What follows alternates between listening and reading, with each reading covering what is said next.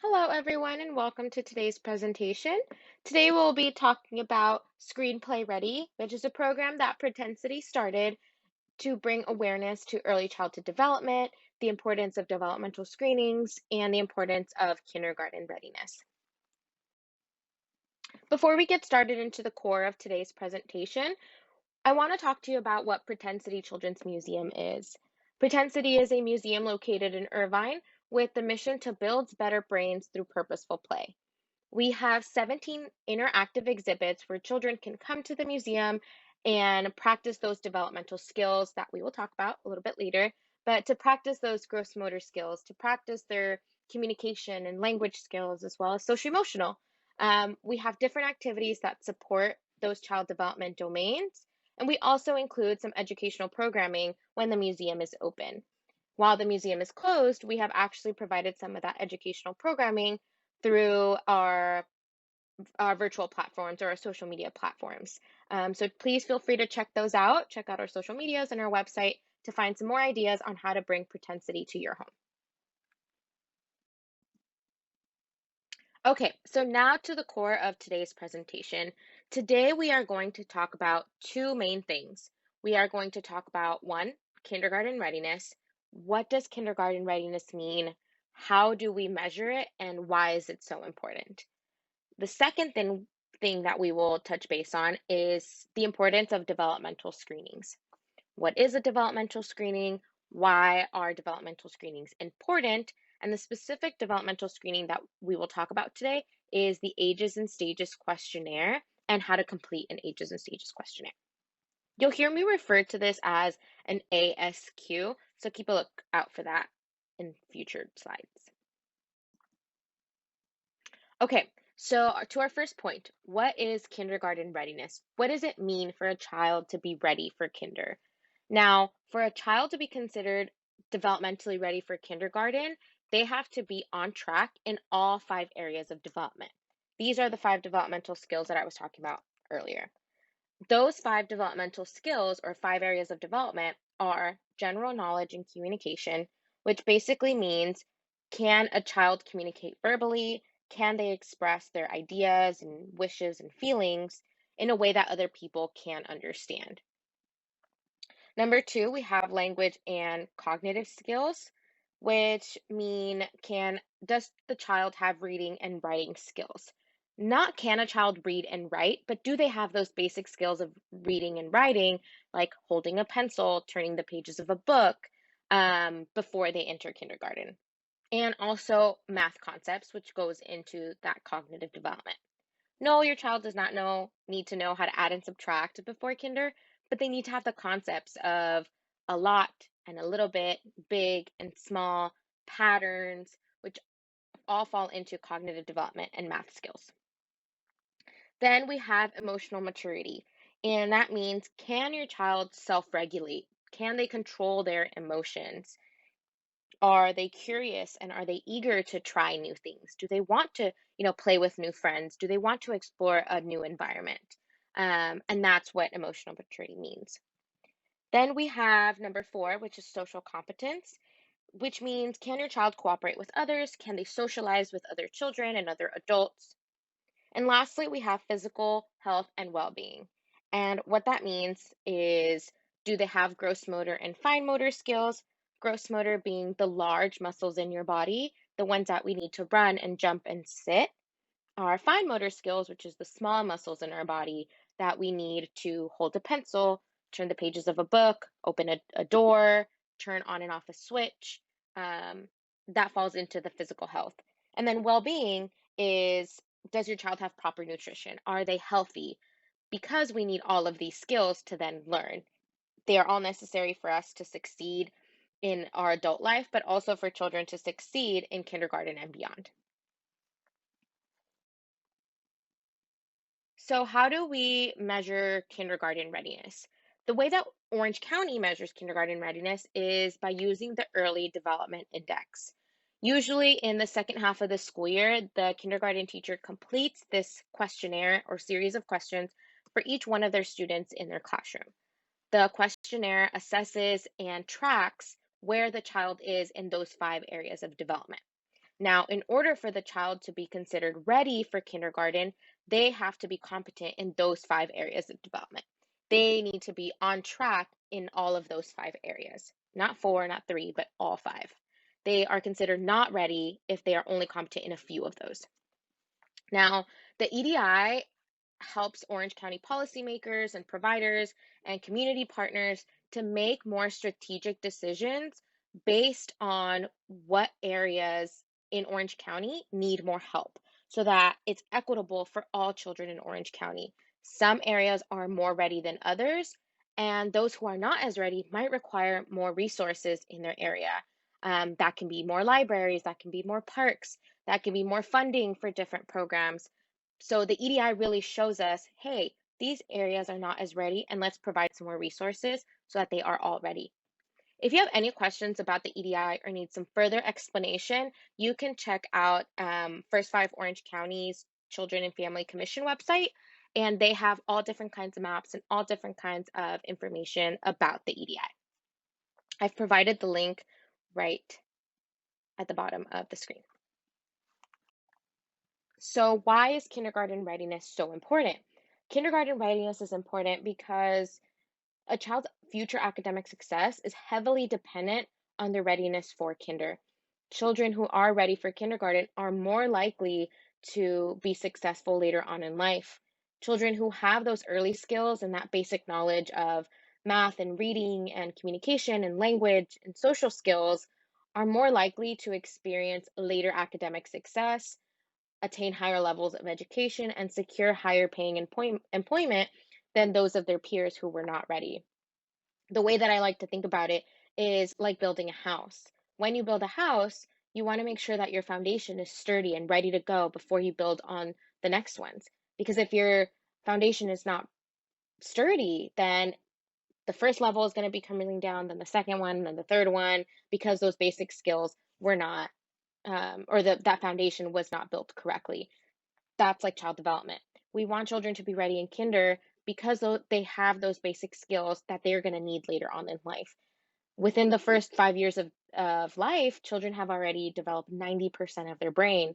That's a huge chunk of their brain that they have already developed. So we want to make sure that they have these skills and are ready to go in and competent in all 5 of those. So then they can be more successful in future years. Okay, so now we know what is kindergarten readiness. We know how to measure it. We measure that through the EDI, and now we know that it's important.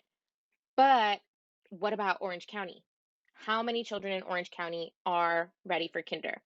And in 2019, only 52.9% of Orange County children were ready for kindergarten. That's not a lot. It's only a little bit more than half. So if you look at a kindergarten classroom and you split that right down the middle, only one half of the classroom is ready for kinder and beyond. That's really not enough. Maybe this is just me as somebody who is in the early childhood field, but that's really not enough for me. And it really shouldn't be enough for anybody, regardless of what field that you're in. Because as cliche as it sounds, children really are our future. They are our future politicians, they are our future educators, our future doctors, our future everything. So, if kindergarten readiness is a heavy indicator of future success, and only 52.9% of Orange County children are ready, what does that really say about Orange County and about children today? There's a lot of work to be done. This isn't the finish line, and we hope to see that number rise within the next coming years. So here we have a map of Orange County and all of the cities and the percentage of children who are ready for kindergarten. Now, what I really want us to look at is that lighter blue and that pink, because those are the cities that have the least amount of children ready for kinder, or at least less than half. So we're looking at Anaheim, we're looking at Garden Grove, we're looking at Villa Park, we're looking at Santa Ana. These are just a few examples of those areas that have very few children that are ready for kindergarten. And these maps and this kind of statistics and information really helps policymakers and community partners look at where should we allocate our funds so that more children are ready so we can add more resources to these areas. This is just to kind of put everything into perspective. If you have any questions or want to dive in deeper um, to what these maps look like I said, the First Five Children and Families Commission of Orange County does have these maps available on their website. All right, so now we have gotten through all the points for kindergarten readiness. We know what it is, we know that it's important, and we know that children in Orange County are not ready. So you're probably thinking to yourself, well, how do I get my kid ready? What do I do to make sure that they are ready when they step foot into that kindergarten classroom? And the best advice I can give you is knowledge is power. Become familiar with your child's development. Are they on track? Do they need a little bit more help in their fine motor skills? What are fine motor skills? Really get to know your child's development, get to know those developmental domains so that you know how to help your child best, especially now that everyone is at home or most people are at home. We also want to get familiar with our child's development because we want to identify any delays as early as possible so that we can get children the help as early as possible. That can be something simple as more activities to do at home, or it can be something that requires more professional help, that requires a referral or maybe a visit to the doctor. But really, if we catch these as early as possible, it might just be we need to practice these skills a little bit more at home. The way that you can do that as a parent is through a developmental screening. There's all different kinds of developmental screenings out there, but the one that we are going to talk about today is the Ages and Stages questionnaire. The Ages and Stages questionnaire looks like this here if you were to do a paper copy. If you have your child in a preschool classroom or a toddler classroom or an early Head Start or Head Start program, you might have seen this before or even at your pediatrician's office. They're very popular and most pediatricians do give these out, and it's a great tool for parents to learn about their child's development and where they're at. So, what is an ASQ or an Ages and Stages questionnaire? What this is a questionnaire that a parent completes all about their child's development. Typically, we want a parent or a caregiver to complete this, or somebody that spends a lot of time with your child. This could be a nanny or a babysitter or grandma or grandpa. And you can complete this together to get a better view of what your child's development looks like. The questionnaire talks about communication skills. It asks you questions about your child's physical development, like their gross motor skills and fine motor skills, their social skills, and problem solving. So it targets those 5 areas that we talked about earlier that go hand in hand with that kindergarten readiness. Pretend City provides these ASQs for free. We offer them for a child as young as 1 month old and as old as 66 months, which is about 5.5. And you can complete a questionnaire every 2, 3, or 6 months. I do recommend that you complete these questionnaires every 2, 3, or 6 months because children are changing so much within those first 5 years. There can be so much change just within 3 months, especially when your baby is really little. So, how do you complete a questionnaire? Like I mentioned, Pretend City does offer these for free, and we offer them online. If you go to our website at pretendcity.org and you click the Child Development tab, there will be an option for Ages and Stages questionnaire or developmental checkup. You click on it and it'll take you to this page. And you click this button right here to complete the ASQ.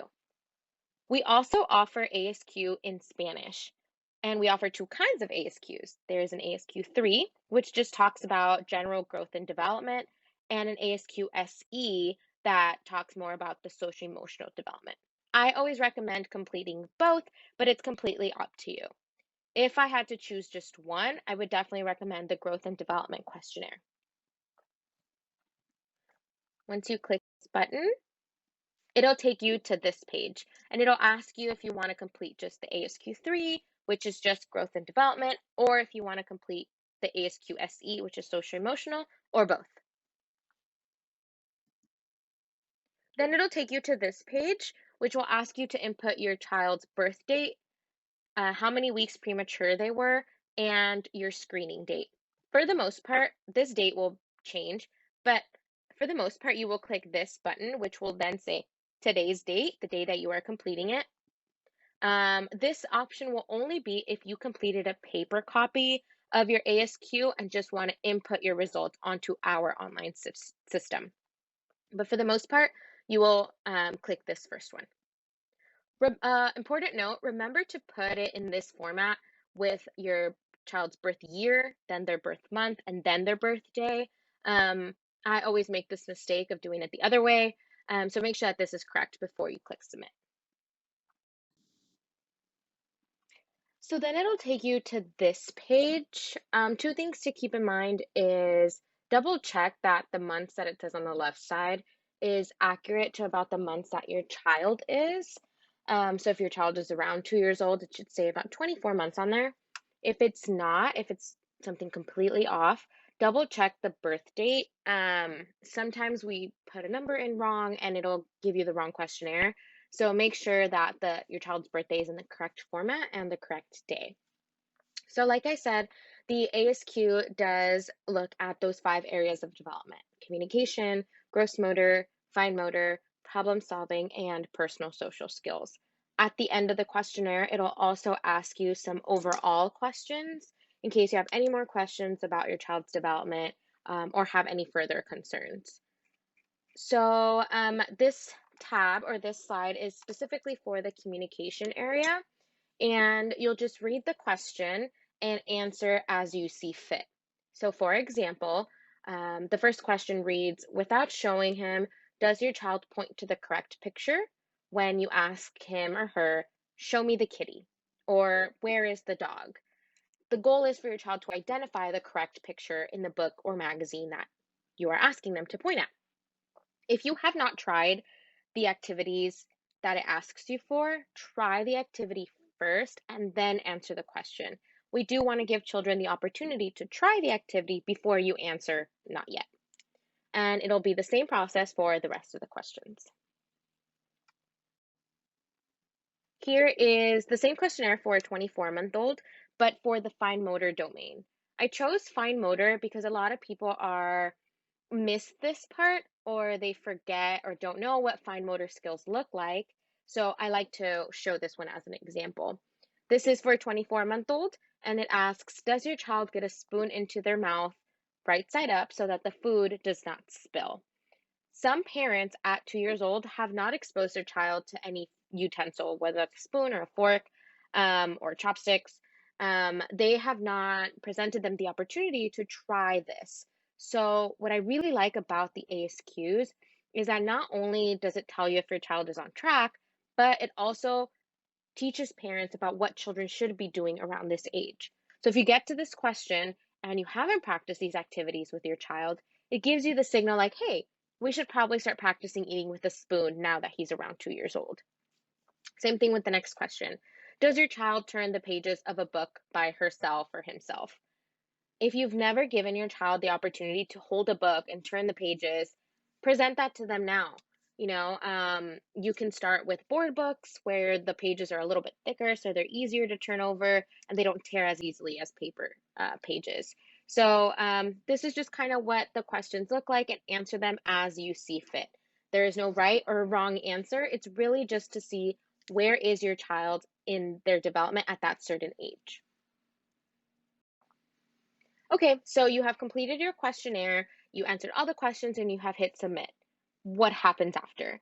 Once the questionnaire has been submitted to our online system, it is scored by our trained staff. Our staff has gone to different trainings to make sure that they have the knowledge to score these questionnaires appropriately. This information is confidential. We do not share this with anyone. We do not share your phone number, your email address, your address with anybody other than 2 places, and really it's for the benefit of you and your family.